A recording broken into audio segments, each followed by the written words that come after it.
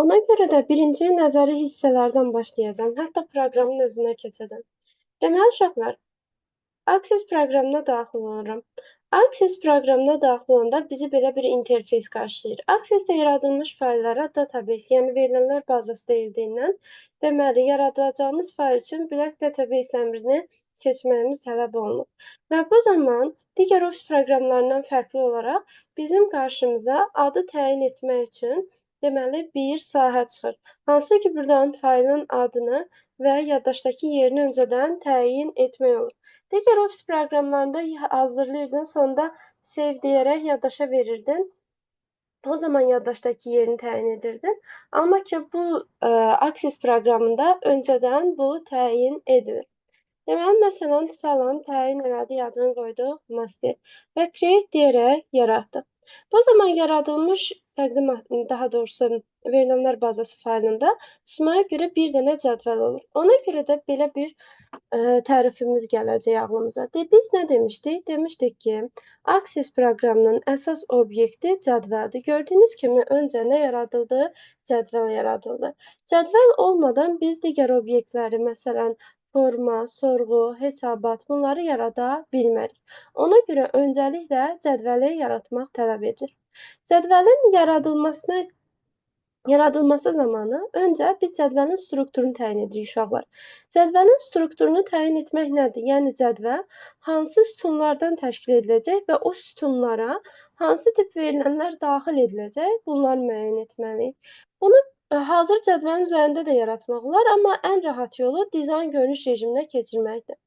Uşaqlar, dizayn görünüş rejiminə keçirəndə cədvəl 3 dənə sütunla xarakterizə edilir. Field name, data type, description. Deməli, bununla bağlı da sual düşür. Deyir ki, dizayn rejimində cədvəl hansı sütunlarla xarakterizə edilir? Deyirsən, 3 dənə sütunla xarakterizə edilir. Field name, data type, description. Və bunu qeyd etmək lazımdır. Deməli, uşaqlar, məsələn, birinci sahə avtomatik təyin edilir, aidi avtonumber. Avtonumber sahəsi ilə bağlı bir neçə dəfə qəbullarda da suallar görmüsünüz. Avtonumber sahəsinə sayğac sahəsi də deyilir. Deməli, buraya verilənləri siz daxil etmirsiniz. Avtomatik olaraq özü nömrələr daxil edilir. Və nə məqsədlə istifadə edilir desələr, deyəcəksiniz ki, yazıların, yəni sətirlərin nömrələnməsi üçün istifadə edilir. Ondan sonra məsələn, mən ad daxil edəcəm növbəti sütuna, düzdürmü? Adı seçdikdən sonra ad sütununa hansı tip verilən daxil edirsə, bunu seçməliyəm. Və burada da belə bir anlayış ortaya çıxır. Verilənlərin sahə tipləri. Yəni, biz həmin o sahəyə, sütuna daxil edəcəyimiz verilənin tipini təyin edirik. Hansı tip verilənlər daxil etmək olar? Short text, long text, number, large number, date time, datetime extended, currency, after-number, yes, no, only object, hyperlink, attachment, calculate, lookup, wizard. Deməli, uşaqlar, soruşsalar neçə dənə əsas sahə tipi var? Bunlardan sayılaraq 9-unu qeyd edəcəksiniz. Uşaqlar, məsələn, ad o qədər də çox simvoldan ibarət olmur. Ona görə mən text seçimində short texti seçəcəm. Bəs short textdən long textin fərqi nədir? Short textdə deməli, maksimum 255 dənə simvol olur sahədə. Long textdə sahənin özündə 64 dənə simvol, 64 min dənə simvol saxlanılır. Yerdə qalan verilənlərsə yaddaşın başqa hissəsinə saxlanılır. Deməli, onda nə seçəcəm? Short text. Məsələn, sonra yaş daxil etmək istəyirəm. Yaş müəllim məsələdir ki, deməli, rəqəm tipli veriləndir. Onda yaş üçün nə daxil etməliyəm? Deməli, number sahə tipi daxil etməliyəm. Numberda da 2 versiya var. Number və large number. Bəs bunlar arasındakı fərq nədir uşaqlar? Number deməli mənfi Tamam 200 müəllimə. Tamam, Səma. Mənfi 231 ilə 231 minus 1 arasındakı ədədləri özündə saxlayır. Large number isə daha böyük ədədləri mənfi 263 ilə 263 minus 1 aralığındakı ədədləri özündə saxlayır. Deməli, yoldaşlar, mənə yaş lazımdırsa, number kifayət eləyir. Sonra, məsələn, buraya daxil eləyəcəm, tutalım, kredit borcunun olub-olmadığını bilmək istəyirəm. Deməli, kredit borcunun olub-olmadığını bilmək istəyirəmsə, bu zaman seçəcəyim sahə tipi nə olar? Yes, no. Uşaqlar, yes, no sahə tipində ya təsdiq ya da inkar ola bilir. Ondan sonra məsələn tutalım, kredit borcunun məbləği maraqlıdır. Məsələn, bunun üçün gəlirəm, tutalım, seçirəm nə? Onun üçün gəlirəm currency sahə tipi seçirəm. Deməli, currency valyuta daxil etmək üçündür.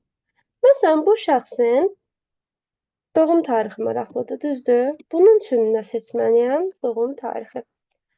Bu zaman isə deməli vaxt tarixlə bağlı bir sahə seçməliyəm. Bu zaman nə seçəcəm? Date time və yaxud da date time extended. Fərqləri nədir? Məsələn, 30-u 4-cü ay 2025 bu sadəcə date time. Əgər geniş formada göstərirəm, məsələn, deyirəm ki, 30 aprel 2025-ci il, yəni bu artıq geniş formada göstərmədir. Mən qısaca göstərəcəm.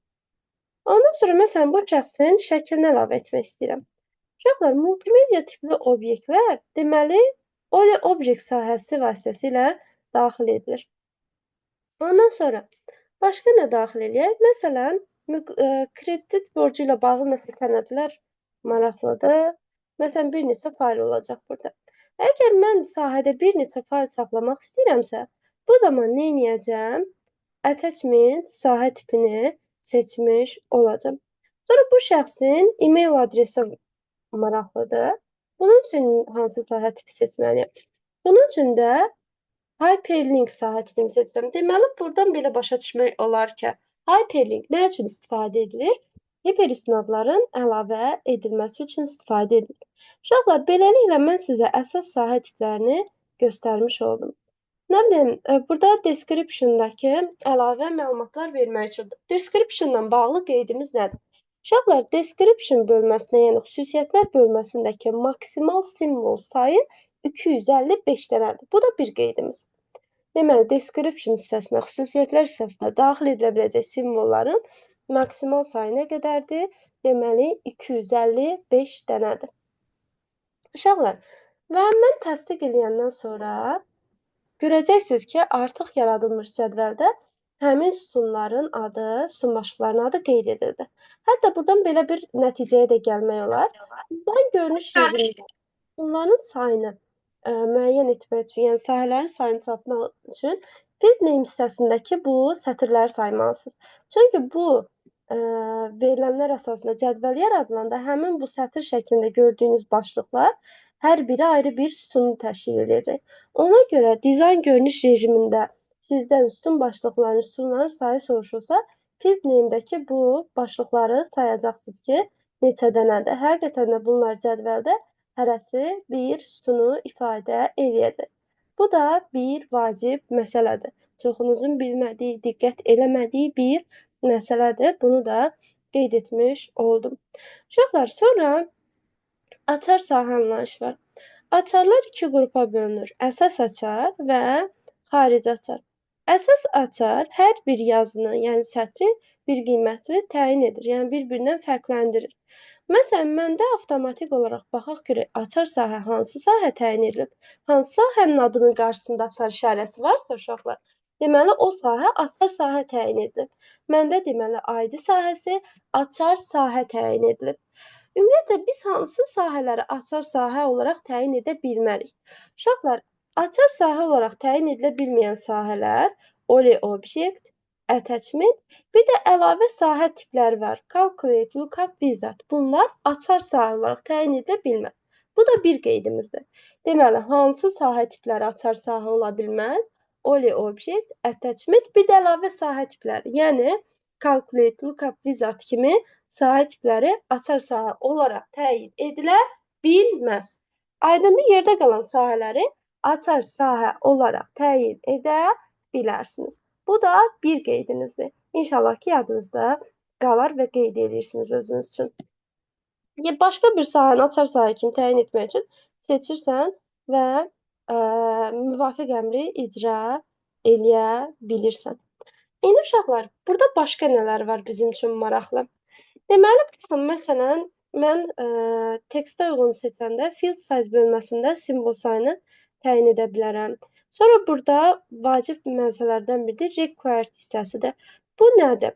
Bu, həmin sahəyə yəni məsələn ad sahəsinə verilənlərin daxil edilməsini məcbur edir. Hal-hazırda passivdir, gəlirəm aktivləşdirirəm. Məsələn, yes dedim. Və uşaqlar, artıq səhv yerə yes demişəm.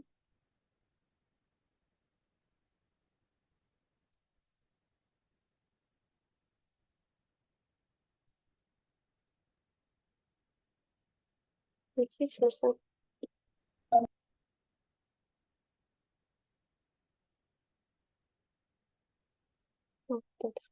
Aha, seçdim.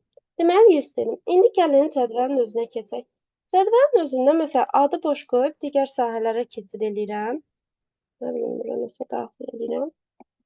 İndi gəlib növbəti sətrə keçid etmək istəyəcəm və mənə belə bir dialoq pəncərəsi çıxardacaq qarşıma. Yəni, həmin bu adsına nəsə daxil etməli olduğumla bağlı. Məsələn, belə daxil etdik. Aydındırmı? Ondan sonra növbəti sətrə keçəndə problem yaratmayacaq. Çünki artıq mən ona istədiyini verdim. Deməli, required nədir uşaqlar? Sahəyə verilənin daxil edilməsini məcburi edir. Bu bir. Sonra indeks anlayışı var. Bununla bağlı da testdə sual görmüsünüz. Deməli, uşaqlar, indeks nə üçün istifadə edilir? İndeksin istifadə məqsədləri nələrdir? Deməli, indekslənmiş sahələr avtomatik olaraq sıralanır və indeksləşdirilmiş sahələrdə axtarış daha sürətli olur. Baxın, bu ikisini qeyd edirsiniz. İndeksləşdirilmiş sahələr sıralanır və indeksləşdirildiyi üçün axtarış daha sürətli şəkildə həyata keçirilir. Və hətta indeks sənə 2 dənə seçim də verir əlavə. Məsələn, duplicate əmrinə təsdiq versən, deməli, təkrarlanmaya icazə verirsən, amma not duplicate təkrarlanmanın da qarşısını ala bilirsən. Deməli, uşaqlar, belə başa düşə bilərik ki, indekslənmiş sahələr nəyə imkan verəcək? Deməli, verilənlərin sıralanmasına, axtarışının sürətlənməsinə, lazım gəldikdə, ehtiyac duyulduqda həmin sahədəki verilənlərin təkrar edilməsinin qarşısını almaq üçün də istifadə edilə bilər. İndi yenə buradan qayda ortaya çıxacaq. Bəs hansı sahələr indeksləşdirilə bilməz? Uşaqlar, indeksləşdirilə bilməyən sahə tipləri isə bunlardır. Yenə əslində açar sahə ilə nə olacaq? Only object, attachment, bir də əlavə sahə tipləri. Only object, attachment, bir də əlavə sahə tipləri. Deməli, bu sahə tipləri də indeksləşdirilə bilməz. Bunu da qeyd edin, yazın bir kənara. Mən burada sizin üçün vacib olanları dedim, digərlərinə ehtiyac yoxdur deyə day demirəm. Başa düşdünüz?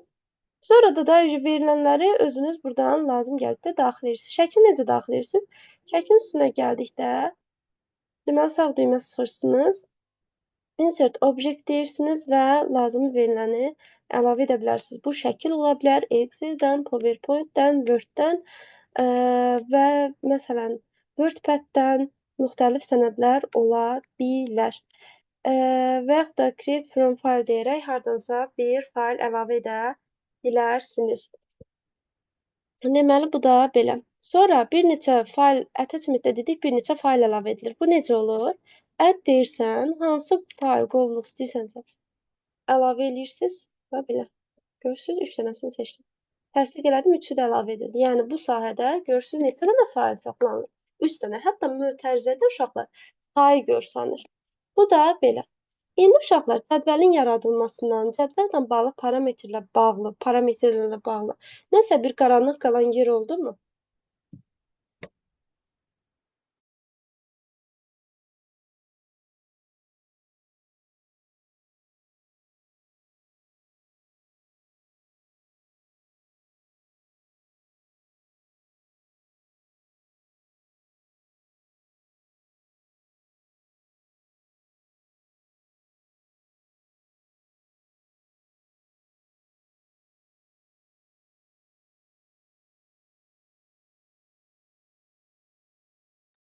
Uşaqlar, deməli, heç bir problem yoxdursa, lap əla. İndi keçək Access-in digər obyektlərinə. Biz Access-in əsas obyekti olan cədvəl haqqında danışdıq.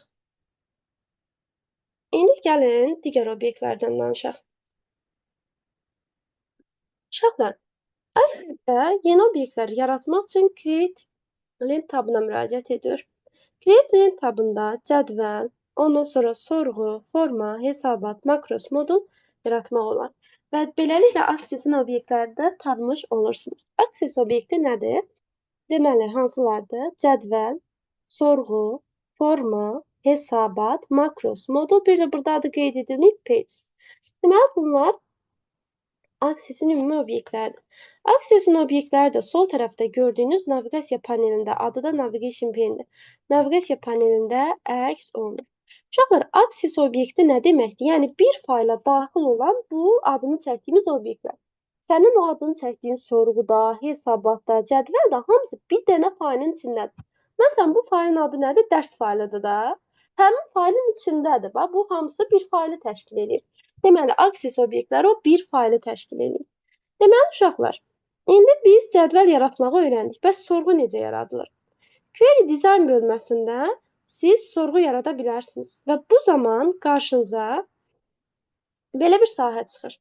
Burada birinci field görəcəksiniz. Field sorğuda iştirak edəcək sahələrin adını seçməyə imkan verir. Məsələn, seçirəm, tutalım, ID, nə bilim, ad, soyad, sonra informatika, məntiq, sonra ingilis dili, sonra ümumi bal. Və bunlar sorğuda iştirak edə biləcək sahələrdir, yəni sütunlardır. Bəs hansı sorğudan alınan cədvəldə görünəcək? Bunu show bölməsindən təyin edirsiniz. Məsələn, mən deyirəm ki, ID, ad, soyad, bir də ümumi nəticələr görünsün. Yerdə qalan informatika, məntiq, ingilis dili görünməsin. Deməli, uşaqlar, sizə də sual düşəndə, məsələn, deyir ki, sorğu nəticəsində alınan cədvəldə neçə dənə sahə, neçə dənə sütun olacaq deyəndə, deməli, biz hara baxmalıyıq? Show hissəsində aktiv olanlara baxmalısınız. Deməli, 1, 2, 3, 4 dənə sütun üçün aktivdir show. Deməli, bu yaradılmış sorğu cədvəldə 4 dənə sahə olacaq. Gəldik yazıları, yəni sətirləri müəyyən etməyə. Sətirlər şərtlər əsasında müəyyən edilir, uşaqlar. Şərtləri də gəlsiz kriteriya bölməsində istənilən sütun üçün tətbiq edə bilərsiniz. Məsələn, mən gəldirəm, başlayıram. Məsələn, informatika üçün deyirəm, tutalım, informatikası böyük olsun, 23-dən. Nə bilim, paralel olaraq məntiqi, məsələn, 40-dan böyük, tutalım, end deyirəm, sonra kiçik bərabər olsun, tutalım, 47-dən. Bu deməkdir ki, uşaqlar, məntiqi 40-dan böyük, 50-dən kiçik, 47-dən kiçik olan verilənlər. Ondan sonra tutalım, ingilis dili üçün heç nə tətbiq etmirəm. Ümumi balı isə tutalım, böyük olsun 90-dan. Deməli, uşaqlar, bu zaman nə baş verəcək? Gələcək informatika və məntiqə uyğun nəticələr tapacaq. Alınan bu nəticələri kəsişdirəcək. Çünki bu iki şərt eyni sətirdədir. Eyni sətirdə olan şərtlər kəsişir. Alınan nəticəni 90-dan böyük bərabər, yəni böyük olan, daha doğrusu ümumi bəli 90-dan böyük olan tələbələrlə birləşdirəcək. Yəni eyni sətirdə olan şərtlərdən alınan nəticələr kəsişdirilir, müxtəlif sətirlərdəki nəticələr ilə birləşdirilir. Deməli, indi gəlirəm, run deyirəm və icra edirəm. Bu zaman görəcəksiniz neçə dənə sütun var? 1, 2, 3, ümumi balda deməli, həm 90-dan yuxarı olanlar, həm də görürsünüz 90-dan aşağıdır, amma digər məntiq və informatikadan olan şərtləri ödədiyindən burada qeyd edilir uşaqlar. Deməli, bu da belə. Yəni, bu sorğunun yaradılması da bu şəkildə olur. Və buradan belə bir nəticəyə gəldik. Sorğu cədvəldən lazımı verilənləri seçmək üçündür, şərt əsasında. Həmçinin sorğu nəyin əsasında yaradıla bilər? Cədvəl əsasında yaradıla bilər. Bu, sorğu ilə bağlı anlayışlar oldu. Başa düşdünüz sorğunu da necə təşkil elədiyimizi? Aydındır uşaqlar? Qaranlıq qalan bir şey yoxdur? Yoxdursa, lap yaxşı. Ondan sonra uşaqlar gəldik növbəti obyektimizə, forma. Uşaqlar, forma həm cədvəl, həm də sorğu əsasında yaradıla bilər. Bəs nə üçün istifadə edilir? Uşaqlar, formanı yaratmaq üçün deməli, formanı yaratmaq üçün biz gəlirik form qrupundan, deməli form wizard deyirik. Deməli formada görünəcək sütunları seçirəm, next deyirəm, finish deyirəm. Deməli bu şəkildə forma göründü. Uşaqlar, formanın iki funksiyası var. Forma bazaya verilənləri daxil etmək və ya da bazadakı verilənlərə baxmaq üçündür. Hal-hazırda baxmaq üçün istifadə edirəm. Baxın. Bir bu verilənlər arasında keçid edirəm. Görürsüz? Belə. Həmçinin yeni forma əlavə etmək üçün də istifadə edilir. Bunun üçün gəlirsiniz, daha doğrusu yeni verilən daxil etmək üçün. New record deyirsiniz. Boş bir forma gəldi. Nə bilim, buradan ID daxil edilir. İndi ID avtomatik olaraq daxil ediləcək. Mən ad daxil edirəm. Abbas, nə bilim, Salmanov. Mən ümumi bal daxil edirəm. 90, belə. Bu şəkildə daxil edilir. Ondan sonra uşaqlar, bunu save edirəm ki, saxlansın. Bu da belə. Ondan sonra create bölməsində forma necə istifadə edildi, bunu da görmüş oldunuz. Deməli, forma nə üçün istifadə edilir? Həm bazadakı verilənlərə baxmaq üçün, həm də ki, nə üçün istifadə edildi?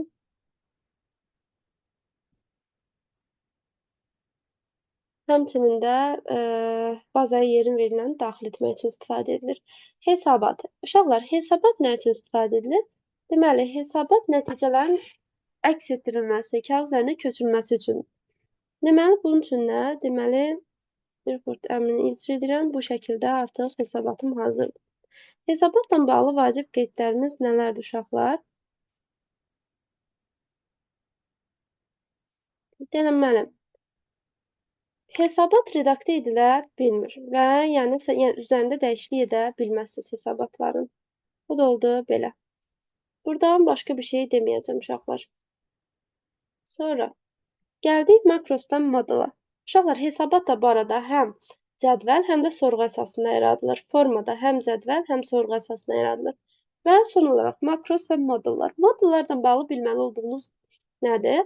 Modul uşaqlar Visual Basic dilində yaradılmış proqram prosedurlarına deyilir. Verilənlər bazasını yaratmaq, sazlamaq üçün istifadə edilir. Makroslar isə tez-tez yerinə yetirilən əməliyyatları avtomatlaşdırmaq üçün istifadə ediləcək. Bu da oldu belə. Və nəticə etibarilə access obyektləri, onlar haqqındakı qaydaları vermiş oldum. Qaranlıq qalan nəsə var, uşaqlar? Hər şey aydındır? Sonra uşaqlar, tablarda ümumi, məsələn, fayl menüsündə olan müvafiq əmrlər elə çox deyil burada. Home, new, open, info, save, save as, print, close, account, bir də optionsdır. Home tabına daxil olan element qruplar, görünüş rejimləri, mübadilə buferi, sonra sort filter. Filter süzgəc tətbiq etmək üçündür. Məsələn, testlərdə çox vaxt qarşınıza çıxır. Məsələn, seçilmişə görə süzgəc hansı əmrlə həyata keçirir? Baxın, selection. Deməli, seçilmiş element əsasında elementə nəzərən, deməli, süzgəc tətbiq edir. Toggle filter, süzgəci filteri ləğv etmək üçün istifadə edilir. Advanced genişləndirilmiş formada filter tətbiq etmək üçün istifadə edilir. Eləcə filter işarəsi sadə süzgəclərin tətbiq edilməsinə istifadə edilir. Sonra record. Record yazıları əlavə etmək, yeniləmək, yaddaşa vermək üçün istifadə edilir. Həmçinin oradakı orfoqrafik, qrammatik səhvləri düzəltmək üçün istifadə edilir. Ondan sonra uşaqlar, delete vasitəsilə silə də bilərsiniz verilənləri. Sonra gəldik find bölməsinə. Find axtarış etmək, seçmək üçündür. Sonra text formatting, yəni mətnləri formatlaşdırmaq üçün müxtəlif əmrlər özündə birləşdirir. Bura şriftin tipini təyin etmək, ölçüsünü təyin etmək, qalınlaşdırmaq, italik yazmaq, rəngləmək kimi əməliyyatlar qeyd ediləcək. Create dedik. Sonra external data verilənləri daxil etmək və yaxud da xaric etmək üçün istifadə edilir. Sonra database. Buradan da uşaqlar makroslar yaratmaq mümkündür. Sonra relation bölməsindən cədvəllər arasında əlaqə yaratmaq üçün istifadə edə bilərsiniz. Yerdə qalan tablara ehtiyac yoxdur. Burada elə çox tab da yoxdur gördüyünüz kimi. Mən bu qədərini öyrəndim. Bir də əsas və köməkçi tabların adlarını göstərim sizə. Deməli, uşaqlar, customize ribbon deyirəm. Əsas tabların adı elə çox şey əzbərləmirsiniz. Print preview, home, create, external data, database tools, Source Control, Add-ins, Help-dir. Bu əsas tablardır. Bir də Tooltabs köməkçi tablar var. Bu gördüyünüz isə görünüş rejimlərində bağlıdır. Elə əsas onlarla bağlıdır. Və Access obyektlərlə bağlıdır. Yəni sən obyekt əlavə eləyəndə o obyekt üçün çıxan köməkçi tabdır. Deməli, bu da köməkçi tablar oldu. Deməli, Access proqramından uşaqlar əsas bu dediklərimi bilməlisiniz. Sonra buradan başqa sizə nə deyək?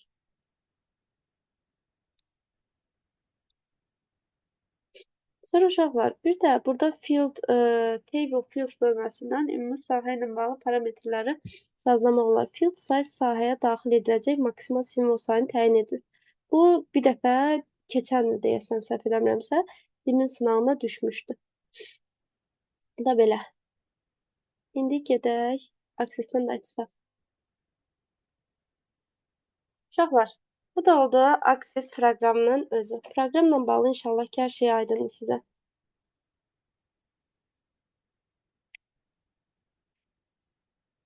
Züleyxa, elə bayaqdan izah elədiyim digər obyektlər idi də. Cədvəl bazada verilənləri saxlamaq üçündür. Burada gizlətməklə bağlı heç nə yoxdur İlker, narahat olmayın. Gizlətmək, göstərmək, həm Word-də, Excel-də, PowerPoint-da belə şeylərin dərinliyinə gedilmir. Hə, nə deyirdim? Züleyxa, bax, bayaqdan danışdığım cədvəl, forma, hesabat, sorğu, makros, modul hamısı bu Access-in obyektləridir. Cədvəl bazada verilənləri saxlamaq üçündür. Access əsas obyektidir. Sorğu lazım verilənləri seçmək üçündür. Cədvəl əsasına yaradılır. Forma bazaya verilən daxil etmək və yaxud da onlara baxmaq üçündür. Həm cədvəl, həm də sorğu əsasına yaradılır. Hesabat bazadakı verilənləri əks etdirmək və çap etmək üçündür. Bu da həm sorğu, həm də cədvəl əsasında yaradılır. Yerdə qalır makros, modul və page. İnşallah Layla atacam bu dəfə. Deməli, makroslar tez-tez yerinə yetirilən əməliyyatları avtomatlaşdırır. Modullar isə Visual Basic dilində yaradılmış mürəkkəb proqram prosedurlardır. Verilənlər bazasını yaratmaq, sazlamaq üçün istifadə edilir. Yəni, bunlar Access-in obyektləridir və tez-tez də qəbula düşür. Yəni, özüm ona görə proqramlardan başladım ki, mən verilənlər bazasını izah edirəm, Access-ə çatanda enerjiniz ölür, oradan sonrasını dinləmirsiniz. Ona görə də bu dəfə tərsdən başladım.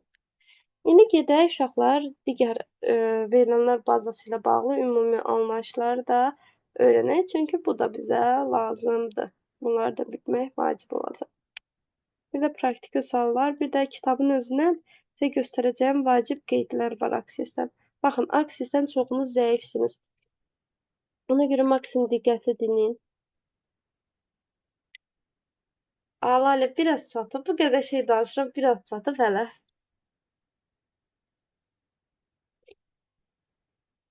Sonra.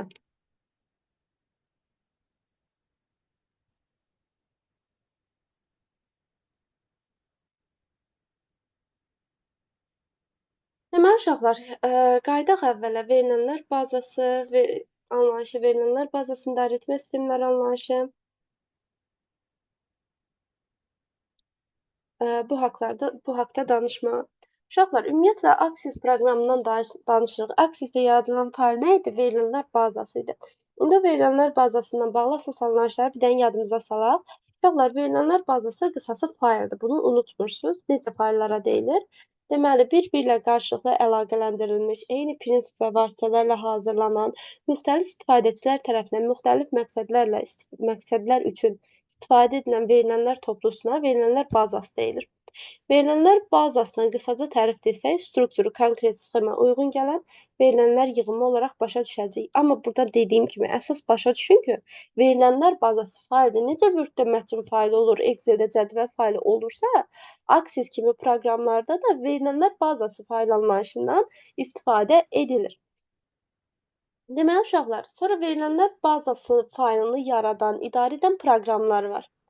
Deməli, uşaqlar, verilənlər bazasına aparılan əməliyyatların hamısı verilənlər bazasının idarə etmə sistemi adlanan proqramlar tərəfindən həyata keçirilir.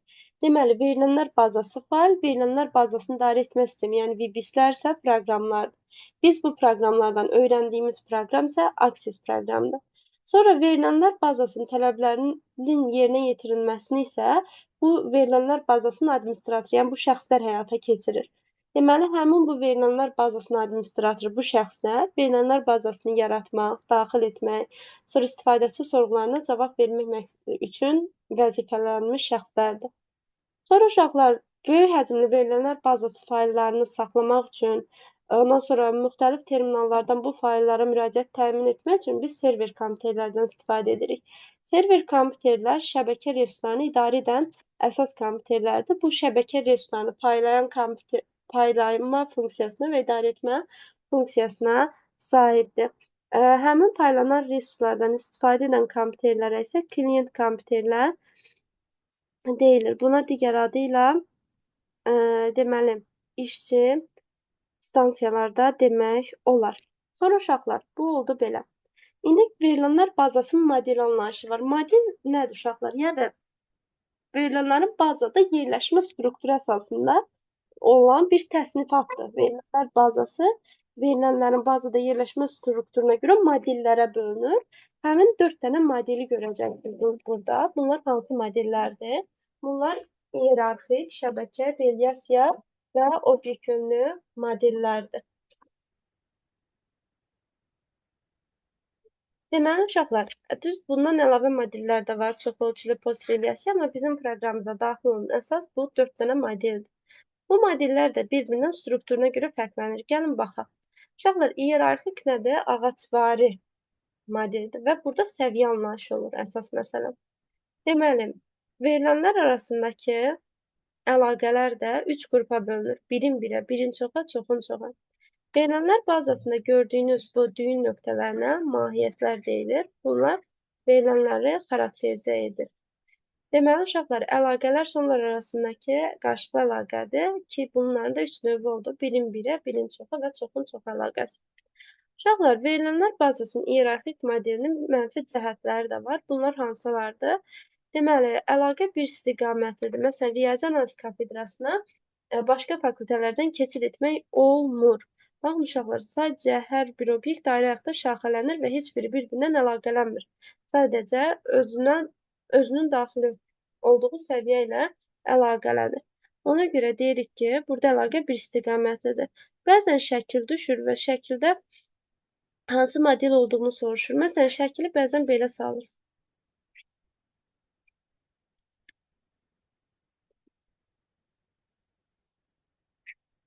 Uşaqlar, məsələn, belə salır. Sizcə bu iyerarxik model ola bilərmi? Yəni, bu mümkündürmü? Xeyr. Niyə? Bax, görürsünüz, bu obyekt gəlir bununla da əlaqələnir. Amma əlaqələnməməsi lazımdır. Sadəcə hər obyekt özündən üst səviyyə ilə əlaqələnə bilər. Buna görə o iyerarxik model olmayacaq. Və mənfi cəhəti əlaqənin bir istiqamətli, həmçinin strukturun sərt olmasıdır. Yəni, mən buradan, məsələn, filologiya fakültəsini dəyişsəm, ondan asılı olun. Hər şey dəyişməliyəm. Sonra şəbəkə modeli. Şəbəkə modelinin strukturu isə iyerarxik modelə bənzəsə də burada daha mürəkkəbdir. Həmçinin, deməli, səviyyə anlayışı yoxdur uşaqlar. Deməli, şəbəkə modelinin regressiya modelindən fərqləndirən əsas 2 cəhət var.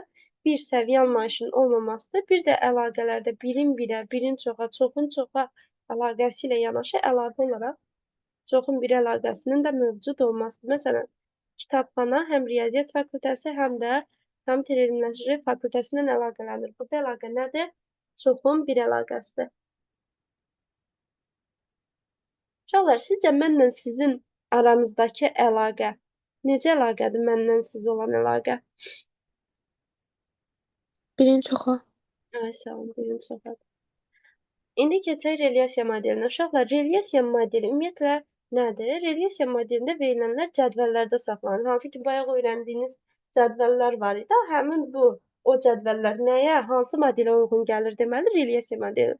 Onda siz mənə deyə bilərsinizmi ki, deməli, siz proqramı hansı modeldən istifadə edir uşaqlar model olaraq? Relyasiya modeli. Ay, sağ olun, relyasiya modelindən istifadə edir. Bayaq orada siz iyerarxik struktura uyğun nəsə gördünüzmü cədvəllərin içində? Görmədiniz. Və yaxud da şəbəkəyə uyğun nəsə gördünüzmü? Görmədiniz. Sadəcə cədvəllər gördünüz də ancaq. Deməli, buradan belə bir nəticəyə gələcək ki, Access proqramı relyasiya modelindən istifadə edir model olaraq. Deməli, uşaqlar, relyasiya modelinin üstün tərəfləri sadə olması, proqramın reallaşdırılmasının asanlığı, verilənlər üzərində müxtəlif riyazi və məntiqi əməliyyatların aparıla bilir olması, istənilən tip sorğuya vaxtında cavabın təmin olunmasıdır.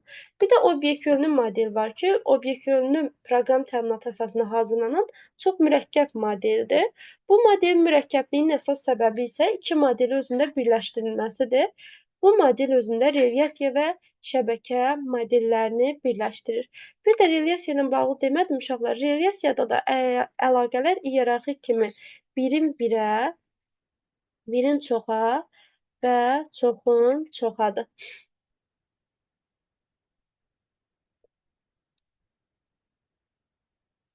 Sonra uşaqlar, bu oldu ümumi modellər. İndi relyasiyanın elementləri haqqında danışaq. Hələ də bunu qarışdıran tələbələr var. Buna görə hər bunu eşidəndə çox əsəbləşmiş olsam da son dəfə izah edirəm uşaqlar. Diqqətlə qulaq asın. Bir də dərsdə soruşmayın ki, o qədər də çox dərsimiz qalmayıb. Yəni diqqətlə qulaq asın ki, öyrənəsiniz. Baxın, cədvəl nələrdən təşkil olunur? Cədvəl, yəni nisbət ümumi kortejlərdən, yəni sətirlərdən ibarətdir. Cədvəl sətirlərdən ibarətdir. Sətirlər isə sütunlara bölünür. Deməli, uşaqlar, burada gördüyünüz sütun başlıqlarına deyilir atribut, rekvizit və yaxud da sütun başlığı. Bunlar eyni mənalı ifadələrdir. Atribut, rekvizit, sütun başlığı. Sonra cədvəlin sətirlərinə kortej və yaxud da yazı demək olar. Yadınızda saxlayın ki, cədvəl, yəni nisbət sətirlərdən təşkil olunur, yəni kortejlərdən təşkil olunur. Sonra uşaqlar, sətirlərin ümumi sayına nisbətin gücü deyilir. Yəni kortejlərin ümumi sayı nisbətin gücüdür. Yəni burada neçə dənə sətir görürsünüz? 7 dənə sətir görürsünüzsə, bu deməkdir ki, bu cədvəldə nisbətin gücü 7-yə bərabərdir. Uşaqlar, ən sadə struktur elementinə isə sahə, sütun və yaxud da domen demək olar.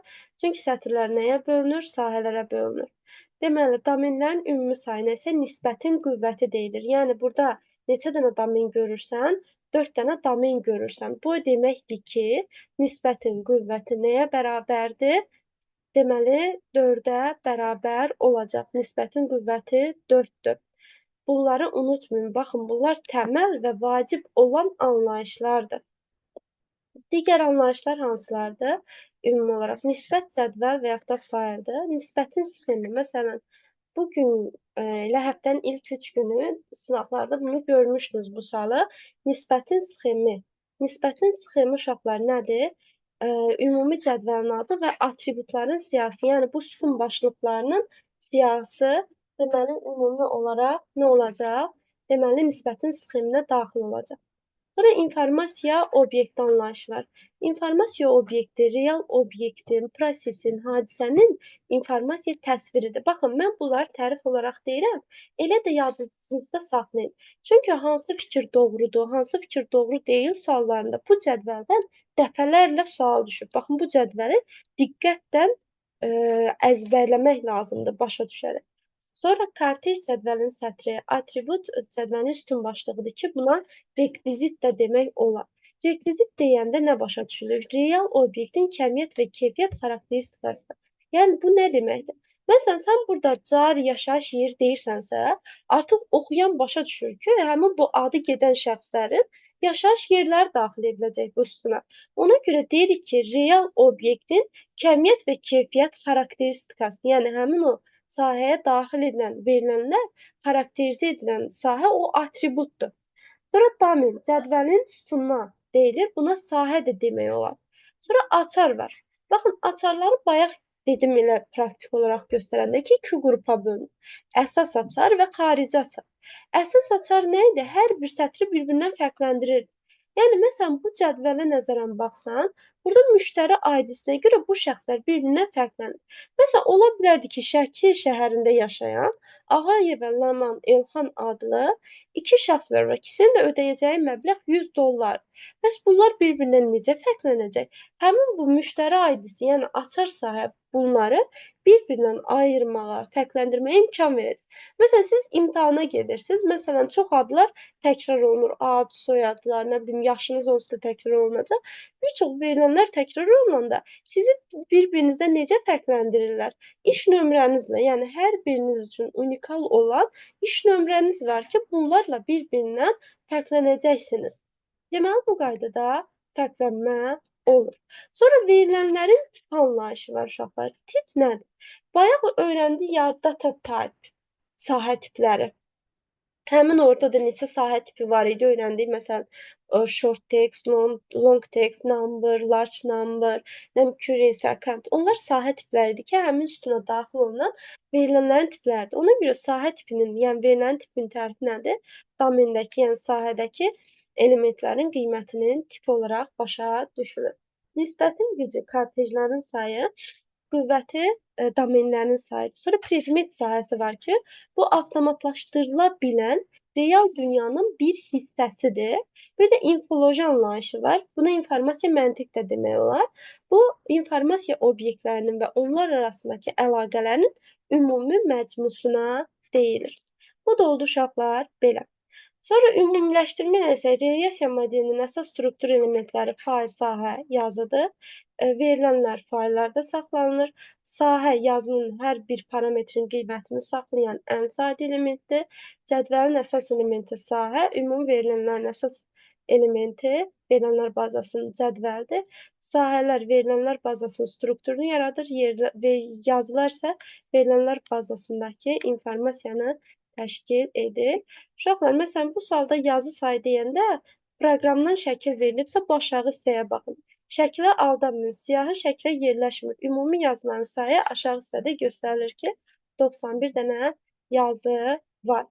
Sonra uşaqlar, açar sahəyə bir də qayıdıram. Açar dedik, əsas və xarici olur. Əsas açarın nə olduğunu izah eləmişdim. Bir də xarici açar var ki, xarici açar nə edir? Deməli, xarici açar ümumi olaraq cədvəlləri bir-birindən əlaqələndirir. Keçən il 2-ci cəhd qəbulunda da, hətta bununla bağlı da sualımız olmuşdu. Sizə də yenə testlərdə bunu işlətmişəm. Yenə də yadınıza düşsün deyə bir dənə nümunə göstərəcəm. Ümumiyyətlə, xarici açarda, məsələn, 3 dənə cədvəl var. Qiymət, fən, tələbənin adı. Məsələn, mənə maraqlıdır ki, 78 bal alan tələbə kimdir? Bax, qiymət cədvəlində o tələbənin kimliyi yazılmayıb. Mən ona görə tələbənin koduna baxıram. 1763, baxıram ki, 17, daha doğrusu 1736, baxıram ki, 1736 kodlu tələbə kimdir? Yusifdir. Yəni, mən bu şəkildə tələbənin kodu ilə bu iki cədvəli əlaqələndirərək tələbənin kimliyini müəyyən etdim. Və yaxud da bilmək istəyirəm ki, hansı fəndən bu qiymət alır. Bunun üçün fən cədvəlinə baxıram ki, KDF-in kompleks dəyişənli funksiyalar nəzəriyyəsi nəsə bu fəndən deməli bu qiyməti alır. Deməli, bu da oldu belə. Uşaqlar, indi keçək buna aid sual nümunəsi. Ən zəhləniz gedən sual tipidir. Bəzilərinizin isə ən sevdiyi idi. İndi bu tələbədən tələbəyə dəyişir. Deməli, uşaqlar, sualın şərti belədir. Salayeva F-nun babasını axtarır. Baxın, bu tipli suallarda məntiqiniz çox önəmlidir. Yəni, elə dəhşət məntiqə ehtiyac yoxdur. Bir insan babası kimə deyilir, ən azından bunu hamı düşünə bilər. Baba, valideynin valideyninə deyilir. Məsələn, atamın atası və yaxud da anamın atası mənim babamdır. Düzdürmü? Ona görə mən bir şəxsin babasını axtarıramsa, valideynin valideynlərinə baxmalıyım. Məsələn, şəxs kimdir? Salayeva E-P-dir. Yəni, bunun kodu 2186-dır. Bu övlad rolunu oynayır da hal-hazırda, düzdürmü? Sən onun valideynlərini həmin bu cədvəldən tapırsan ki, valideynlərinin ID-si nədir? 2094 və 2115-dir. İndi məsələn, mənə bu şəxsin valideynləri yox, valideynin valideyni lazımdır. Bu zaman uşaqlar nə edəcəm? Deməli, gəlirəm 2094 təzədən övlad yerinə qoyuram və onun valideynlərini tapıram ki, kimdir valideynləri? 2011 və 2012-dir və yaxud da 2115 yenə övlad yerinə qoyuram, valideynini tapıram. 2024-də o birisi valideyni verilmir. İndi 2011 baxıram kimdir? Paşayeva, qadındır. Burada cinsi sənin nənən və yaxud da baba olduğunu müəyyən edir. Məsələn, qadın olması onun nənə olduğunu göstərəcək. Və yaxud da 2012-yə baxıram. Bunun kişi olması onun baba olduğunu göstərir. Sonra 20-24 baxıram. Bu da qadındır. Qadındırsa nə olacaq? nə olacaq? Yəni bu qayda ilə uşaqlar müəyyən edilir. Deməli, baba kimdir? Sadıqov İ adı. Belə. Yəni bu cür suallarla bu şəkildə, sualları daha doğrusu bu şəkildə həll etmək lazımdır. Cədvəlləri əlaqələndirə. Ondan sonra ay yoldaşlar, keçək növbəti hissəyə. Cədvəlin relyeflə verilənlər bazası cədvəlin üstünə tələblər qoyulur ki, bu cədvələ nə vaxt relyeflə modelinə uyğun cədvəl demək olar. Deməli, cədvəldə təkrarlanan sətirlər ola bilməz. Çünki açar sahə buna icazə vermir. Amma həmçinin eyni adlı sütunlar da ola bilməz. Bu nə deməkdir? Yəni, məsələn, 2 dənə məntiq sütunu ola bilməz. Ona görə deyirik ki, sahənin unikal xüsusiyyəti onun adıdır, məsələn. Çünki təkrarlanmır. Sonra cədvəlin bütün sətirləri eyni struktura malik olmalıdır. O deməkdir ki, yəni birinci sətirdə də iş nömrəsi, soyad, ata adı, sonra universitet verilirsə, bu digər sətirlərdə də eyni qaydada olmalıdır.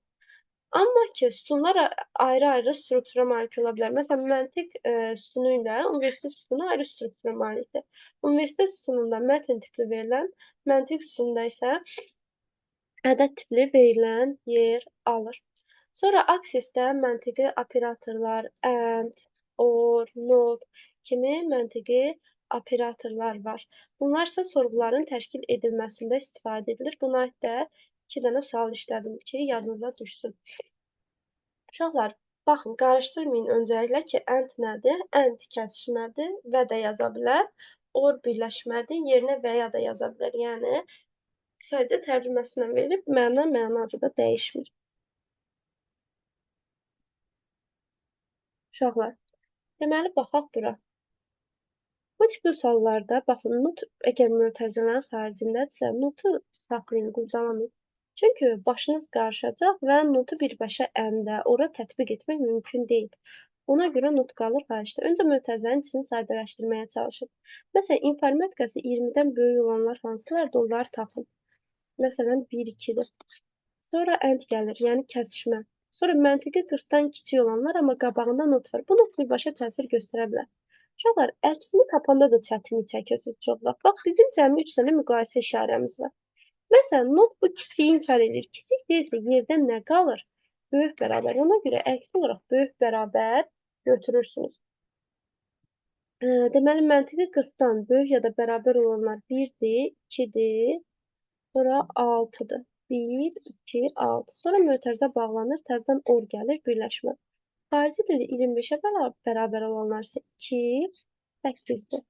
İndi baxırıq, yenə not olduğu kimi qalır, mötərizənin sadələşdirək. 1-2 ilə 1-2-6 kəsişir, 1-2 olur, birləşir 2-8 ilə. Uşaqlar, yenə də deyirəm, not birləşmə kəsişməyə birbaşa təsir göstərmir, yəni notu yenə də icra edə bilmirsən. Öncə birləşdirirsən və nəticəni alırsan. 1-2-8. Not sonda bu nəticəni əksinə dəyişir. Yəni şərti ödəməyənləri seçir. Yəni nə olacaq? 3, 4, 5, 6, 7, 9. Hansılar deyirsə, olduğu kimi bu cavabı yazırsınız. Baxın, bir dənə açıq bu suallar diqqətsizlik edərsiniz. Diqqətlə baxın. Desək ki, hansı yazılar bu şərti ödəyir? Bu zaman nömrələrini yazırsınız. Əgər neçəsi bu şərti ödəyir desə, bu zaman sayırsınız aldığınız cavabları 1, 2, 3, 4, 5, 6 bunu götürürsünüz. Baxın, açıq tipli sualda diqqətli olun. Variantda görə biləcəksiniz, tez fərq eləyə biləcəksiniz, amma açıqda diqqətli olmaq lazımdır açıq tipli sual düşəndə. Bir də bayaq sizə proqramda sorğu yaratmağı öyrətmişdim. İndi gəlin ona əsasən də bir dənə sual həll edək və sorğu ilə də artıq işimiz yekunlaşmış olsun. Uşaqlar, bəlkə yorulmusunuz, bilmirəm. Amma ki, çox bir şey qalmıyor. Bax, biraz sorğuları izah edeyim. Sonra da kitabımızı açıb, oradan bir-iki dənə qeyd verəcəm. Qurtardı, getdi. Başqa bir şey deməyəcəm. Əslində, əsas qeydləri indiyə qədər demişəm. İndi proqramda deyənmədiyim qeydlər var ki, onlar da bir dənə proqramdan sizə, daha doğrusu kitabımızdan sizə göstərəcəm, çıxıb gedəcək. Bax, heç bir şey qalmayacaq. Və bu dediklərimi bilirsinizsə, siz aksis canavarsınız. Yəni, aksisdə nasıl alsınızsa, inşallah ki, yazacaqsınız. Deməli, uşaqlar, ümumi cədvəlimiz budur. Və sorğu aşağıdakı kimi təşkil olunub. Bizdə həm sahə sayını, həm yazıları, həmçinin də ardıcıllığını istəyir. Uşaqlar, dedik ki, sahələrin sayı deyəndə hara baxırıq? Şov hissəsinə, neçə dənəsinin aktiv olduğuna baxırıq. 4 dənə aktivlik sahə sayı bu qaydada müəyyən edilir. Bir də şova baxmayacaqsınız uşaqlar. Şovla işimiz bitdi. Yazıları seçmək üçün isə şərtlərə baxırsan. Kriteriya bölməsində informatikası 20-dən böyük bərabər verib 1-dir, 3-dür, 4-dür, 6-dır, 7-dir. 7. Sonra not kiçik bərabər 20. Baxın uşaqlar, dedik 3 dənə müqayisə işarəsi var. İndi bax kiçik ya da bərabər deyilsə nə qalır bir dənə böyük? Demək kiçik bərabərin əksi kimə götürəcəm? Böyük, ciddi böyük. Deməli, baxacam bura. 20-dən böyük olanlar, xarici dildə 20-dən böyük olanlar hansılardır? Deməli, 1-dir, 4-dür, işte bunlardır, 1, 4. İndi bayaq öyrəndiyimiz bir qayda var. Dedik, şərtlər ayrı-ayrı sətirlərdə olsa, neynəməliyəm? Birləşdirməliyəm. Deməli, 1, 3, 4, 6, 7 ilə 1, 4-ü birləşdirirəm. O da olur, uşaqlar. 1, 3, 4, 6, 7-nin özü olur. Deməli, aldım cavabı. İndi qaça-qaça belə yazmayacağam. Çünki məndən nə istəyir? Ardıcıllığını istəyir. Bəs ardıcıllıq necə müəyyən edilir? Sıralama üçün uşaqlar sorta baxırsınız. Sonra baxırsınız nəyə görə sıralanıb? Məntiqə görə sıralanıb, yəni desken. Ümumiyyətlə sıralamanın iki forması var. Əskenlik, deskenlik. Əskenlik azdan çoxadır. A-dan yadda saxlayın. A, əskenlik azdan çoxa. Deskenlik isə çoxdan azadır. Deməli, məntiqə görə çoxdan aza düzməlisiz bu halda onun cavabı. Məntiqən böyük olan hansıdır? 42, yəni 4. Sonra 40-a uyğun 6. Sonra 39-a uyğun 1. Sonra 35-ə uyğun gələn 7. Sonra da 31-ə uyğun gələn 3. Bu qədər. Deməli, 4, 6, 1, 7, 3 olacaq. Bu qədər bu qayda ilə həll olunacaq.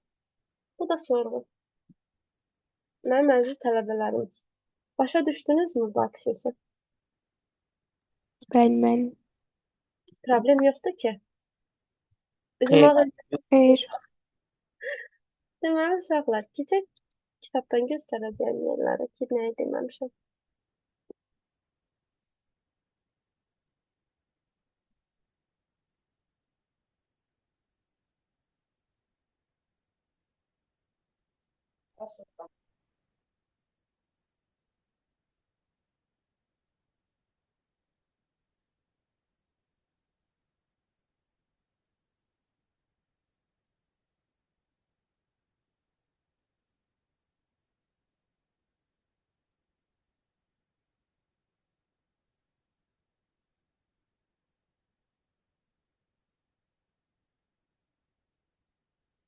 Uşaqlar, gəldik kitabımıza.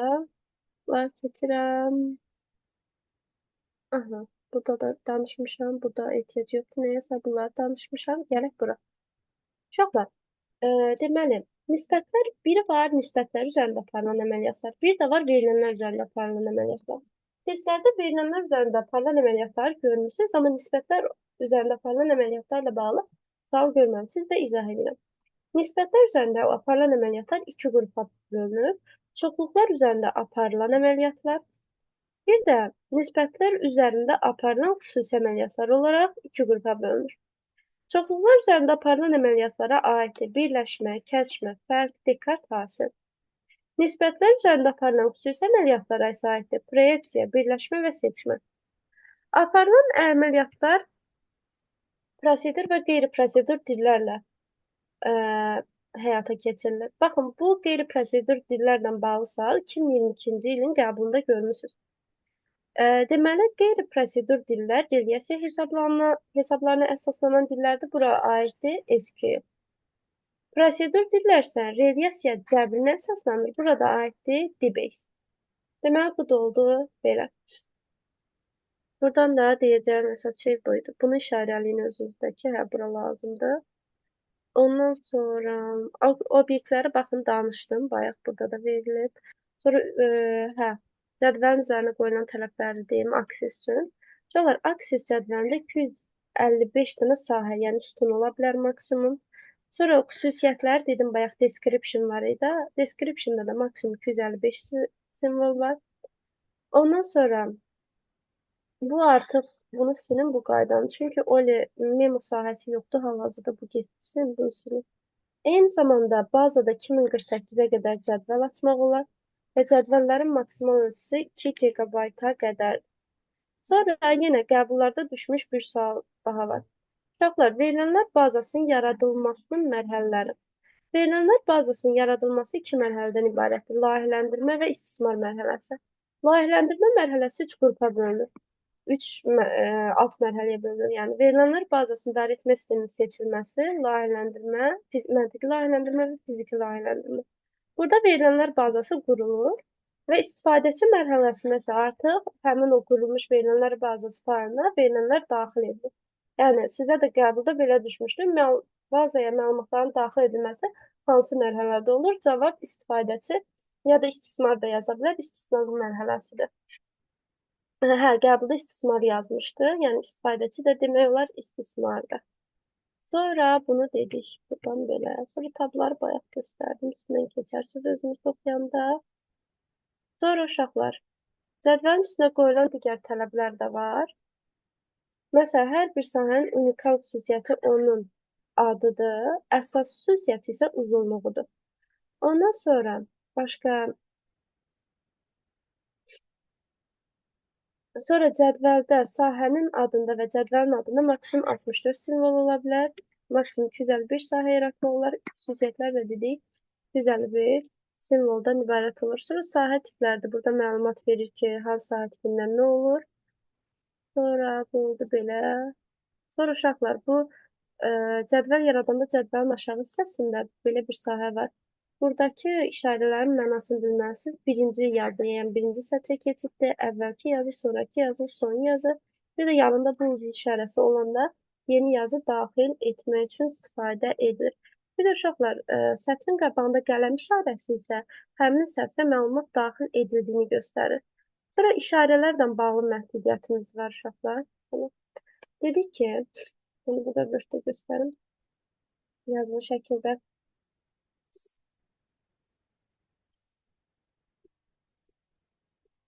Uşaqlar, cədvəlin adı var, o cədvəlin adı göstərir, aksesli nisbətin adı. Həmin cədvəlin adındakı simvollar hansı simvollardan istifadə edilə bilməz? Deməli, bu simvollardan nida, nöqtə, bir də bu şəkildə dırnaq. Bunlar cədvəlin adında istifadə edilə bilməz. İstifadə edilə bilməz. Həmçinin aksesin ilk 32 simvolu istifadə edilə bilməz. Həmçinin boşluqla başlaya bilməz. Sahənin adında isə o sütun başlığında. Deməli, bu işarələr bir də nöqtə.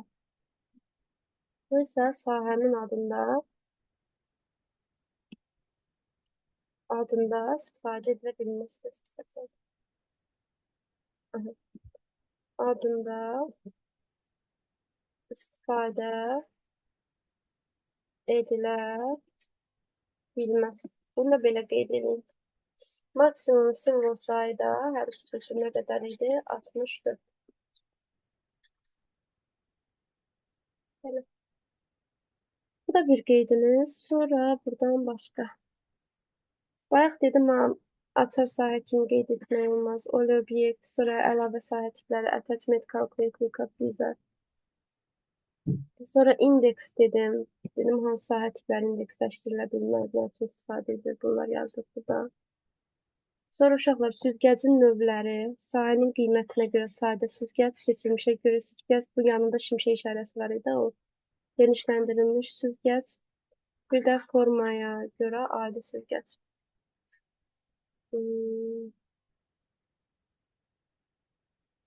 Sonra uşaqlar, sorğunun növləri olmalıdır. Bilmirəm, harada yazdım. Hə. Aksesdə sorğunun 4 növü var. Bu da qəbula düşür. Bu hansıdır? Seçimli, çarpaz, birləşmə və parametrlidir. Bu sorğunun növləridir. Sonra hansı sahə tipi sıralana bilməz? Oley obyekt sahə tipi sıralana bilməz. Bu da belə. Sonra verilənlər üzərindəki əməliyyatlar bugün işlədiyimiz qəbullarda var idi. Hesabi, müqayisə, məntiqi və xüsusi olmaqla 4 qrupa aid bölünür. Hesabi əməliyyatlara toplama, çıxma, vurma, bölmə, qüvvətə yüksəltmə aiddir. Sonra müqayisə əməliyyatlarına böyükdür, kiçikdir, kiçik bərabərdir, böyük bərabərdir, bərabərdir, fərqlidir. Bir də burada yazılmış between arasında. Bu da müqayisə əməliyyatlarına aiddir. Sonra məntiqi əməliyyatlara and, or, not, bir də burada yazılmayıb, əlavənin ekvivalenti aiddir. Bir də xüsusi əməliyyatlara aiddir, like, sonra in, is-nu, not-nu, bunlar aiddir. Bunlar da xüsusi əməliyyatlara aid olacaq. Bir də sabitlər var. Bəziniz true, false, null gətirirsiniz. Məntiqi əməliyyatlara aid edirsiniz. Görürsünüz ki, heç birinə aid deyil. True, false, null. Sonra iki dırnaq arasındakı boşluq bunlar deməli sabitlərdir. Bu da belə. Bu da belə getdi. Sonra başqa. Bir də sonda uşaqlar əsas və köməkçi tablar, bir də görünüş rejimlərini əzbərləyirsiniz və aksis bundan bitir. Belə, gördüyünüz kimi bitdi aksis. Qaranlıq qalan nəsə var? Hər şey aydındır. Müəllimə, bir dənə deyə bilərsiniz Descartes nə idi? Ehtiyac yoxdur onların nə olduğuna, Descartes hasil ya yəni nisbətlər üzərində aparılan əməliyyatların nə olduğuna. Çünki bunlar cəbirdə istifadə edilir, ali cəbirdə sizə lazım deyil. Yəni bizim proqrama da daxil deyil onsuz da. Sonra Oldu, çox. sağ ol. Uşaqlar rekordu dayandırıram. İnşallah.